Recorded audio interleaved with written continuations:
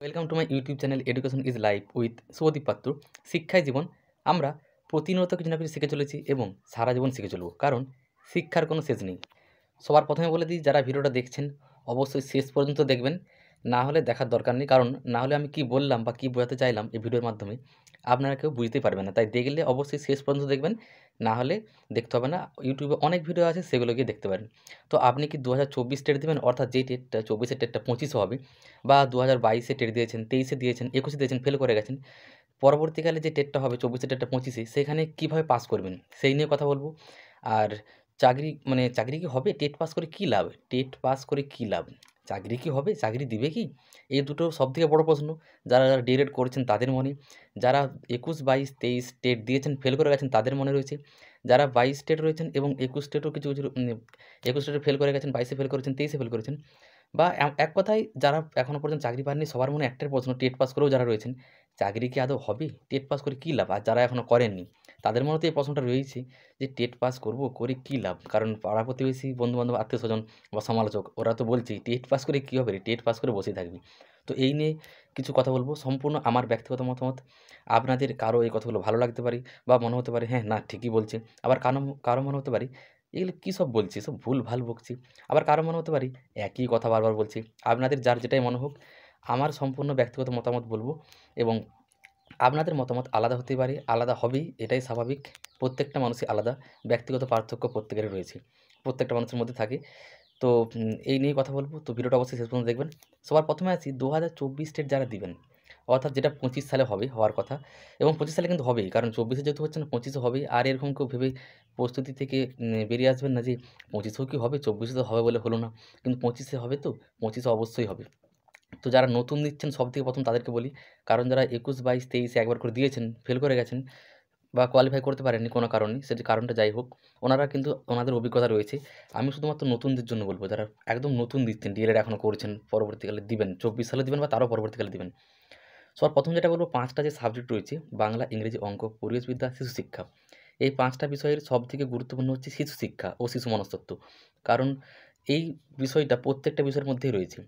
অন্তত প্রাইমারি টেটে যে কোশ্চেনটা পড়বে, সেখানে কিন্তু প্রত্যেকটা এই পেডাগোগির পার্ট থেকে পড়বেই। ধরুন বাংলার গ্রামার থেকে পড়বে, কিন্তু 14-15 নাম্বার পেডাগোগির পার্ট থেকে পড়বে। কীভাবে আপনি বাংলা বিষয়টা পড়াবেন, কীভাবে ব্যাকরণ শেখাবেন, মানে পেডাগোগির পার্ট, শিশু মনস্তত্ত্ব থেকে প্রশ্ন।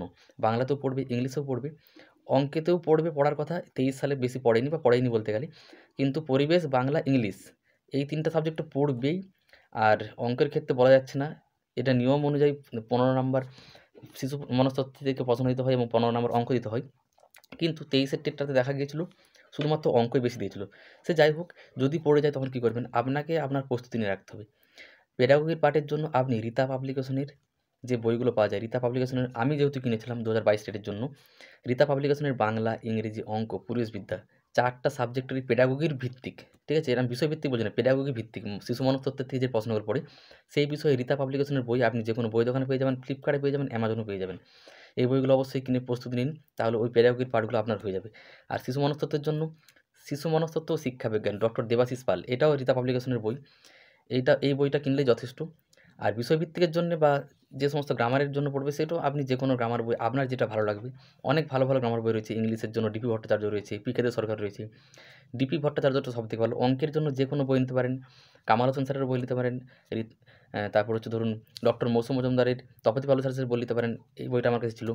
এছাড়াও চঞ্চল ঘোষের বই নিতে পারেন, আপনার যেটা সুবিধা হবে সেটা নিতে পারেন। বাংলা, ইংলিশ বললাম। এবার ধরুন বাংলা গ্রামারের জন্য, ইংলিশ বললাম, বাংলা গ্রামারের জন্য আপনি ডক্টর দেবাশিস মৌলিকের বইটা নিতে পারেন, বাণী সংসদের বই নিতে পারেন। আপনার যেটা সুবিধা হবে, মানে বাংলার গ্রামার প্র্যাকটিস করতে হবে, ইংলিশের গ্রামার প্র্যাকটিস করতে হবে, অঙ্ক প্র্যাকটিস করতে হবে। পরিবেশবিদ্যার জন্য টিডিএন পাবলিকেশনের পরিবেশ নামে একটা বই রয়েছে, সেটা হচ্ছে ডক্টর অনিশ চট্টোপাধ্যায়ের লেখা, সবথেকে ভালো বই। পরিবেশের অনেক তথ্য দেওয়া রয়েছে এখানে, যথেষ্ট, ওই একটা বই পড়লেই। ডক্টর অনিশ চট্টোপাধ্যায়ের পরিবেশ বইটার নাম, টিডিএন পাবলিকেশন। অনিশ চট্টোপাধ্যায়ের বইটা সার্চ করলেই পরিবেশ নামে পেয়ে যাবেন, গুগলে বা ফ্লিপকার্টে পেয়ে যাবেন। তো এইভাবে প্রত্যেকটা বিষয় প্রথম থেকে শুরু করুন, এই 8 থেকে 10টা বই পড়ুন। সবথেকে যেটা ইম্পর্টেন্ট হলো, মানে নেগেটিভ চিন্তা একদম করবেন না যে পরীক্ষা কি আদৌ হবে, মানে হলেও তারপরে যে প্রশ্নটা আমি নিয়ে বলবো, টেট পাস করে লাভটা কী আছে? দেখুন, টেট পাসের অনেক সুবিধা রয়েছে। আপনি যদি একবার টেট পাস করে যান, আপনাকে একটা টেট পরীক্ষা দিতে হচ্ছে। টেট পাস আপনি করে গেছেন, যেমন ধরুন আমরা টেট পাস করে গেছি 22-এ। সেক্ষেত্রে আমরা অন্যান্য পরীক্ষার প্রিপারেশন নিতে পারি, সেটা কেন্দ্রীয় সরকারের সিজিএল, সিএইচএসএল, এমটিএস যেগুলো প্রতি বছর হয়, প্রতি বছর নিয়োগ হয়, ব্যাংক, রেল, এই সমস্ত বিভিন্ন যে পরীক্ষাগুলো হয় সেগুলো কিন্তু আপনি প্রস্তুতি নিতে পারবেন। আপনি কিন্তু টেট পাস করে রয়েছেন, টেট পাসের সার্টিফিকেট পেয়ে যাবেন।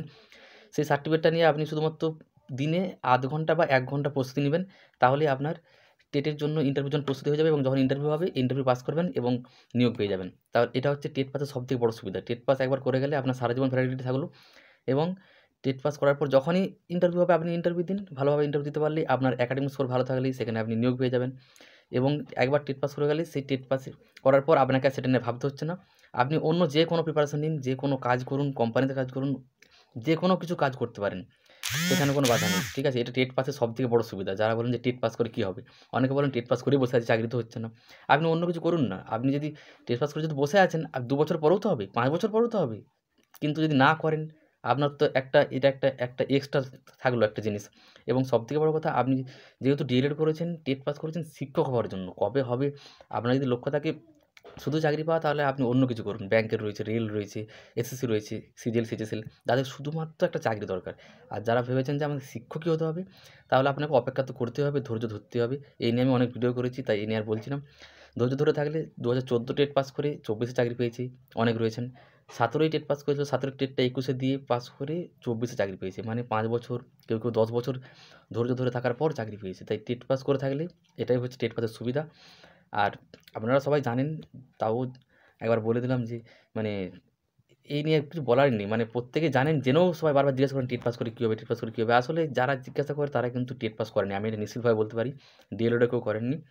যারা ডিএলএড করেছেন, টেট পাস করেছেন, তারা কিন্তু এই প্রশ্নটা কখনোই করে না যে টেট পাস করে কী হবে? কারণ তারা প্রত্যেকে জানেন যে আমি এখন অন্য কিছু করতেই পারি কাজ। যারা ধরুন টেট পাস করে রয়েছেন, কোনো সংস্থায় কাজ করছেন, অন্য কোনো চাকরিও নিতে পারেন। সেটা বেসরকারি হতে পারে, সরকারিও ধরে নিচ্ছি পেয়ে গেলেন। এবার আপনার যদি লক্ষ্য থাকে, ধরুন আপনি গ্রুপ ডির একটা চাকরি পেয়ে গেলেন কেন্দ্রীয় সরকারের। এবার সেখান থেকে আপনার লক্ষ্য কিন্তু রয়েছে পশ্চিমবঙ্গের প্রাইমারি টিচার হওয়া। সেখানে যখন নিয়োগ হবে, ইন্টারভিউ হবে, আপনি সেখানে চাকরি পেয়ে গেলেন। তাহলে এটা হচ্ছে টেট পাসের সুবিধা। তো সবথেকে শেষে এই কথাটাই বলব, লোকের কথায় কান দিবেন না। এটা সবথেকে বড় একটা দিক। যদি লোকের কথায় আপনি কান না দেন, সেটা লোক মানে পাড়া প্রতিবেশী হতে পারে, আত্মীয়স্বজন হতে পারে, আপনার বন্ধু-বান্ধব হতে পারে, কোনো ক্ষেত্রে আপনার বাড়ির লোকও হতে পারে। কারো কথায় কান দেবেন না। আপনি যেহেতু ডিএলএড করেছেন এত বছর ধরেই, টেট পাস করেছেন, আপনাকে অবশ্যই ধৈর্য ধরে থাকতে হবে। আপনি এখন অন্য কিছু কাজ করুন। যেকোনো কাজ টাকা রোজগারের জন্য করতেই পারেন। সেটা করা উচিত বরং। কিন্তু আপনাকে লক্ষ্যটা সবসময় এই দিকেই রাখতে হবে যে যখন নিয়োগ হবে, যখন ইন্টারভিউ হবে, আপনাকে ইন্টারভিউ দেওয়ার পর নিয়োগটা নিতে হবে। তাহলেই আপনি অবশ্যই সফল হবেন।